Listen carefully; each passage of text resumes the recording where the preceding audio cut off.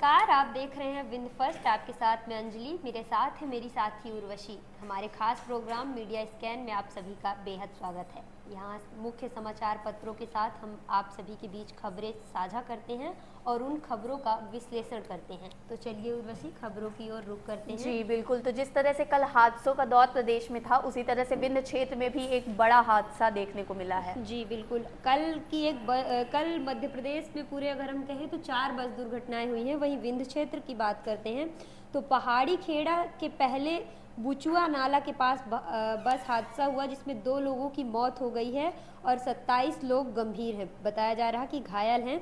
और ये बघेल ट्रेवल्स की बस है जो सुबह कल मंगलवार के दिन 7:30 बजे वज्रपुर से सतना के लिए रवाना हुई थी। इसमें एक साइकिल सवार युवक को बचाने के चक्कर में बस ड्राइवर जो है वो बस को अनियंत्रित हो गई और दुर्घटना का शिकार हो गई है। तो इसमें कई लोग घायल हैं। हालांकि उसमें फिर वज्रपुर में शाम तक इसको राहत बचाव का कार्य चलता रहा। बाद में सभी यात्रियों को हॉस्पिटल ले जाकर एडमिट कराया गया है। जी, अगली खबर की बात करें तो रीवा जागरण पेज है। यहाँ पर रीवा की गेहूं की तारीफ की गई है। आंध्र प्रदेश, तमिलनाडु, छत्तीसगढ़ में बहुत ज़्यादा पसंद किया है वहाँ के लोगों ने रीवा जिले की गेहूं को, यानी कहा जाए तो विंध्य क्षेत्र को। लिखा है कि जिले में नहरों का जाल बिछने के बाद गेहूं के उत्पादन में भी उत्तरोत्तर वृद्धि हुई है। ऐसे में जहां जहां किसानों का मुनाफा भी बढ़ा है, वहीं वहीं अच्छे गेहूं के उत्पादन की वजह से रीवा से उत्पादित अनाज की डिमांड हैदराबाद, बेंगलुरु और छत्तीसगढ़ के अलावा देश के अन्य राज्यों में भी आने लगी है। बताया गया है कि 2000 क्विंटल प्रतिदिन आवक हो रही है गेहूं की। कृषि उपज मंडी करहिया में इस समय रोजाना 1500 से 2000 क्विंटल गेहूं की आवक हो रही है। किसानों को भी मुनाफा बताया गया है। मंडी में गेहूं की आवक जिस तरह से घट रहे हैं, उससे जिन किसानों ने गेहूं का भंडारण कर रखा था उनका अब मुनाफा हो रहा है। यानी कि जब सीजन खत्म होता है, अब गेहूं की बुआई होना शुरू हो गई है। उसी तरह से जिन किसानों ने अभी तक गेहूं को संजो कर रखा था, अब वो अपने गेहूं मार्केट में लेकर आ रहे हैं। लिखा है कि 2600 रुपये प्रति क्विंटल खरीदी की जा रही है। 1 क्विंटल का 2600 रुपये प्रति क्विंटल बताया गया है।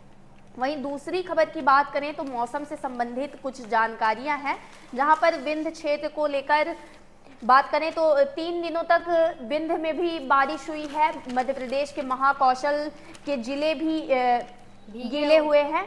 यहाँ पर लिखा गया है कि लगातार तीसरे दिन बारिश हुई है। अधिकतर जिलों में न्यूनतम तापमान जो है वो 16 डिग्री सेल्सियस तक पहुंचा है। महाकौशल, विंध्य सहित प्रदेश में रुक रुक कर बारिश व बूंदाबांदी हुई। शहडोल जिले में देखा गया है कि शहडोल संभाग के तीनों जिले में रुक रुक कर ज्यादा तेज बारिश देखी गई है। बाकी विंध्य क्षेत्र के जिलों में कम बारिश हुई है, थोड़ी बहुत बारिश देखी गई है। जी, अब हम बात करेंगे यहाँ के मौसम पत्रिका में एक वो आता है कि तापमान कितना था। तो कल का अधिकतम तापमान 26 डिग्री सेल्सियस था और न्यूनतम 16 डिग्री सेल्सियस था। ह्यूमिडिटी क्या थी? 65% और हवा की गति जो थी वो 5 किलोमीटर प्रति घंटे की रफ्तार से थी। वहीं पे हम बात करेंगे कि जो फोरकास्ट, कल बादल है, पूरा दिन छाए रहे और धूप कम ही कल निकली है। सतना में, अब पॉपुलेशन स्तर की हम बात करेंगे तो सतना में 159 था और रीवा में 157, सीधी में 157, वहीं सिंगरौली में 186। जी अंजलि, अभी 2 दिन पहले की बात है, 1 दिन पहले की बात है कि जो सिंगरौली का एयर क्वालिटी इंडेक्स है खराब की श्रेणी में आ रहा था, यानी 200 से लेकर 300 तक का खराब एयर क्वालिटी इंडेक्स माना जाता है, जहां ये 200 से ऊपर पहुंच चुका था। बिल्कुल, अभी सिंगरौली की ये हालत है कि वहाँ कोयले की चादर बिछी रहती है। अगर आप सुबह उठोगे तो कोयला ही कोयला दिखता है। जी, अब हम बात करेंगे विंध्य की पॉलिटिक्स को लेकर। तो कल यानी 3 तारीख को इलेक्शन का रिजल्ट आने वाला है और सभी प्रत्याशियों के अंदर उसको लेकर काफ़ी ज़्यादा उत्साह भी है और कहीं ना कहीं अंदर से एक झकझोरने वाली भी बात चल रही है। स्टार समाचार में एक खबर है, इसको पूरा एनालिसिस किया गया है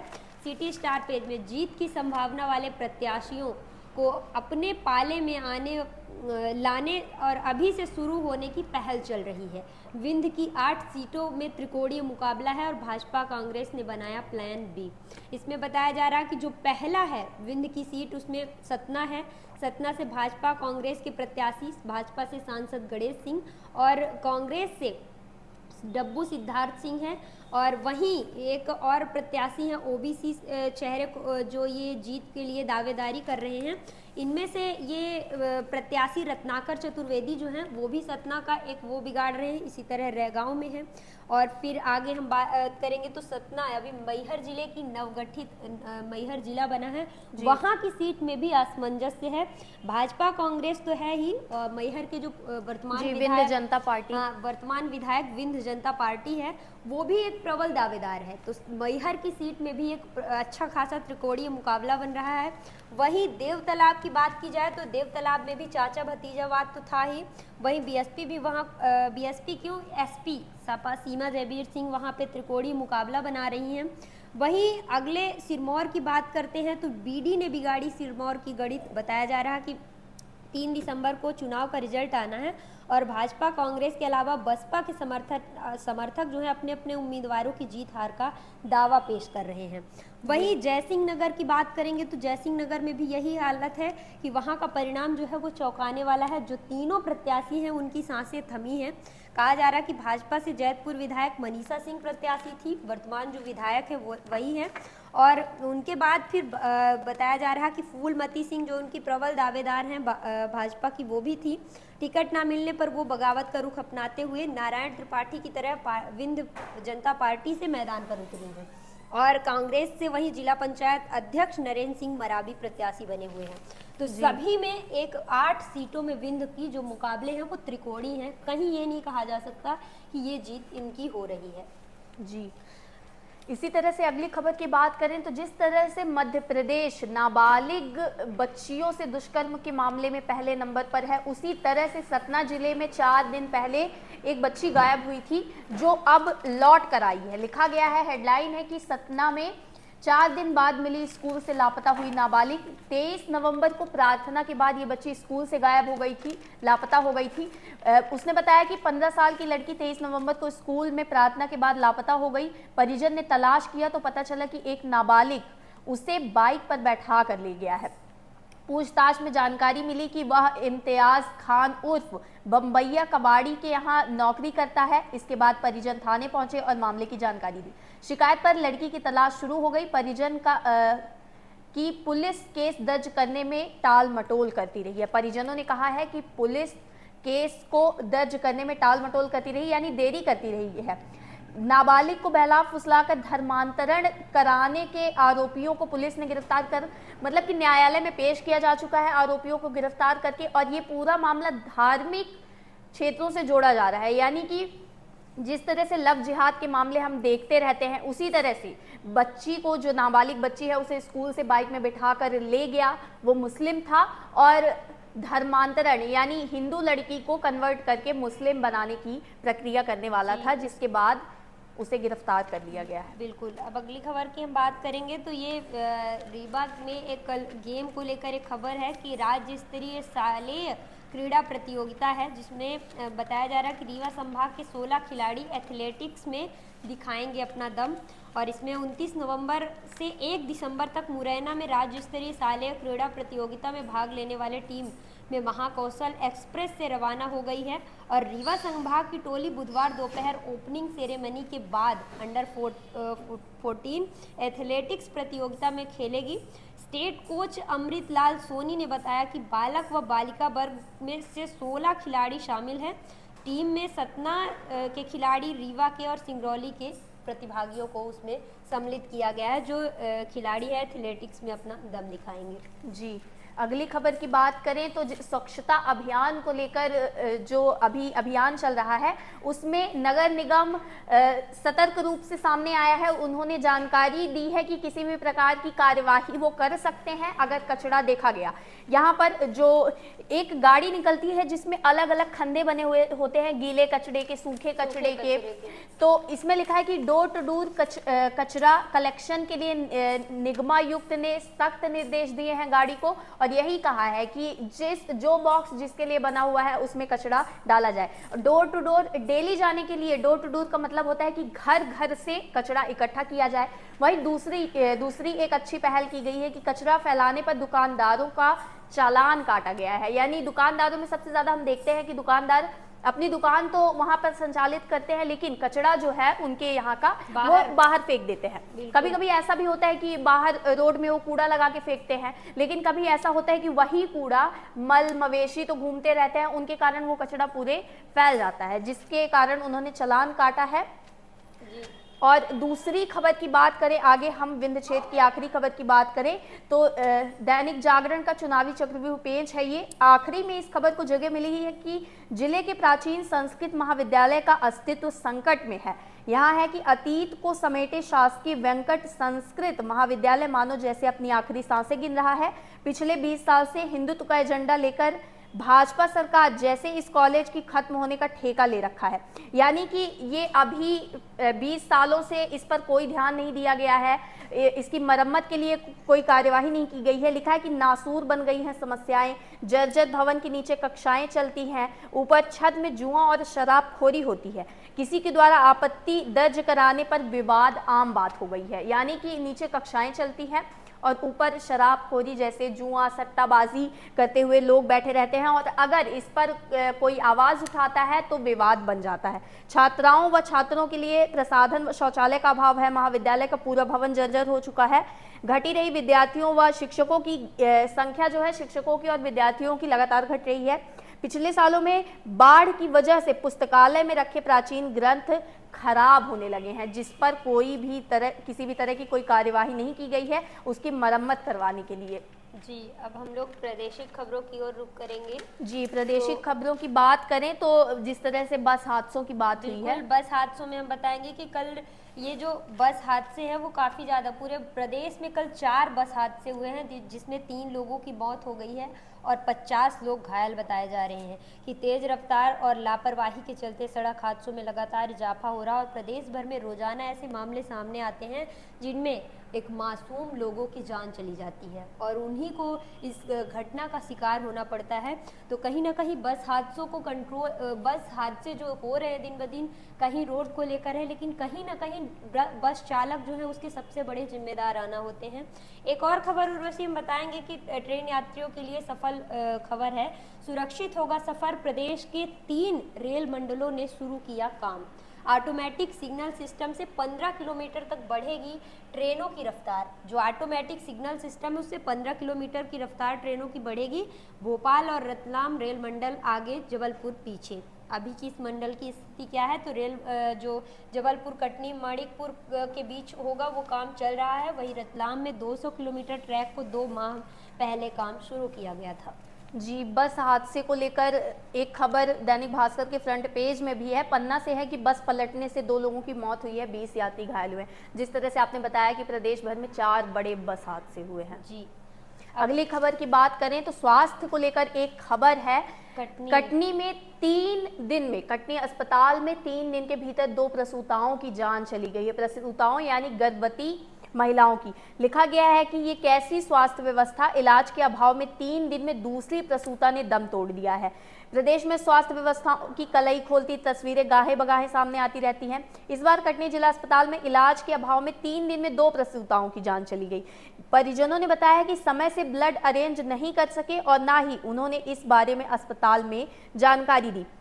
उनका कहना है कि ऑन कॉल महिला डॉक्टर को अस्पताल में बुलाया जाता है, यानी वहां पर डॉक्टर भी नहीं रहती हैं। जब वो कॉल करते हैं कि इमरजेंसी है तब 1 घंटे 1.5 घंटे का समय लेकर वहां पर डॉक्टर पहुंचते हैं। लिखा है कि दैनिक जागरण ने इससे बात की है कि कटनी के civil surgeon doctor Yashwant Verma ने बताया कि रक्त अधिक बहने के कारण महिला की हालत बिगड़ गई थी। परिजन जिला अस्पताल से महिला को निजी अस्पताल ले गए थे। 5 घंटे बाद हालत बिगड़ने के बाद पुनः जिला अस्पताल लेकर पहुंचे, लेकिन ब्लीडिंग ज्यादा होने के कारण उसे बचाया नहीं जा सका है। जी, ये खबर पत्रिका में भी है। और एक खबर और उर्वशी हमने देखा है अभी कुछ उसमें कि एक प्रसूता को घर वाले इसी डर की वजह से घर में डिलीवरी करवा रहे थे, तो जिसमें प्रसूता की मौत हो गई है। अब इस मामले पर सास ससुर दोनों लोग जेल चले गए हैं। जी, ये थी हमारी प्रादेशिक खबरें। अब हम बात करते हैं हमारी नेशनल खबरों। कल का दिन हमारे देश के लिए एक बेहद ही खुश वाला दिन साबित हुआ है। जो अभी पिछले 17 दिन से उत्तरकाशी टनल का जो वो चल रहा था कि उसमें 41 जो श्रमिक हैं वो फंसे हुए हैं। तो कल आखिरकार 17 दिन बाद वो रेस्क्यू ऑपरेशन सफल हुआ और चट्टानों का सीना चीरते हुए उन मजदूरों को बाहर निकाला गया है। जी बिल्कुल, दैनिक भास्कर का तो आधा पेज जो फ्रंट पेज है इसको डेडिकेट किया गया है। यहाँ पर तस्वीरें कई दिखाई गई हैं जहाँ पर सुकून से माँ बाप खुश हैं, स्वागत किया गया है, सफलता मिली तो जिन्होंने निकाला उन्होंने रैट माइनर्स जो थे जो इसमें इतने दिनों से लगे हुए थे उन्होंने भी खुशी जाहिर की है इतनी जिंदगी बचाने के बाद। संघर्ष जो था उनका भी दिखाया गया है। यहाँ संकट में फंसे हुई तस्वीरें भी जो है दैनिक भास्कर में दिखाई गई। ये हर न्यूज़पेपर के लीड पे है। कहीं पत्रिका का हम बात करेंगे तो एक पेज फ्रंट पेज में तो है ही, बाकी एक और नेशनल पेज पूरा भरा हुआ है। कहा गया है कि 17 दिन बाद उन मजदूरों ने उजियारा देखा है, अंधेरे में इतने दिन बिताए हैं, उसके बाद भी वो खुश। वहीं उत्तराखंड के सीएम पुष्कर सिंह धामी भी मौजूद रहे और उन्होंने साल देकर उन मजदूरों का स्वागत किया और सम्मान किया। जी बिल्कुल, ये भी कहा जा रहा है कि उन्हें 1 लाख की आर्थिक मदद भी दी जा सकती है। वहीं इसमें जो हेडलाइन है वो लिखी गई है कि 399 घंटे बाद 41 मजदूर निकाले गए। लगातार 21 घंटे हाथों से खुदाई की गई है, 21 घंटे हाथों से खुदाई की गई है। 7:53 पे टनल से बाहर आया पहला मजदूर और इसके बाद 45 मिनट के अंदर सभी को निकाल लिया गया है। जी, तो ये कल एक तरह से बहुत खुशी का दिन था कि सभी मजदूर अपने अपने घर वापस आ चुके हैं। अब हम बात करेंगे अगली खबर की। तो अगली खबर की बात करें तो जिस तरह से देश भर में चुनाव चल रहे हैं तो उनकी एक एडीआर रिपोर्ट तैयार हुई है। बिल्कुल, पत्रिका में ये खबर है कि एडीआर की रिपोर्ट अभी 5 राज्यों में चुनाव हुआ है। मध्य प्रदेश, छत्तीसगढ़, राजस्थान, तेलंगाना और मिजोरम, इन 5 राज्यों में चुनाव हुआ है। तो यहाँ की हम बात करेंगे तो एडीआर की रिपोर्ट में प्रत्याशियों की औसत संपत्ति जो है 3.36 करोड़ है और वहीं उनको बताया जा रहा है कि 29% वो करोड़पति हैं, जिसमें 5 राज्यों में 18% जो प्रत्याशी हैं उनके ऊपर आपराधिक बैकग्राउंड वाले हैं और 12% जो हैं वो गंभीर आरोप वाले प्रत्याशी शामिल हैं। जिसमें बताया जा रहा कि मध्य प्रदेश के आपराधिक मामले में जो 472 हैं, तेलंगाना में 521 और राजस्थान में 326, छत्तीसगढ़ में 126 और मिजोरम में केवल 7 मामले आपराधिक है, जबकि गंभीर मामले सबसे ज़्यादा तेलंगाना में है 353, मध्य प्रदेश में 291 और राजस्थान में 236, छत्तीसगढ़ में 72 और मिजोरम में 7। इस तरह से इनके जो एडीआर की रिपोर्ट में सभी मामले चुनाव से पहले उनकी रिपोर्ट में सारी चीज़ें मेंशन की जाती हैं। तो तेलंगाना जो है वो मध्य प्रदेश को पीछे छोड़ दिया है। मध्य प्रदेश में 19% दागी, हम आगे, तेलंगाना यहाँ 23% पर केस। जी, अगली खबर की बात करें तो स्पोर्ट्स से रिलेटेड खबर है। T20 का जो तीसरा मैच ऑस्ट्रेलिया और भारत के बीच खेला गया, 2 मैचें लगातार भारत ने जीती थी लेकिन तीसरा मैच भारत हार गई और यहाँ पर ऑस्ट्रेलिया ने जीत दर्ज की है।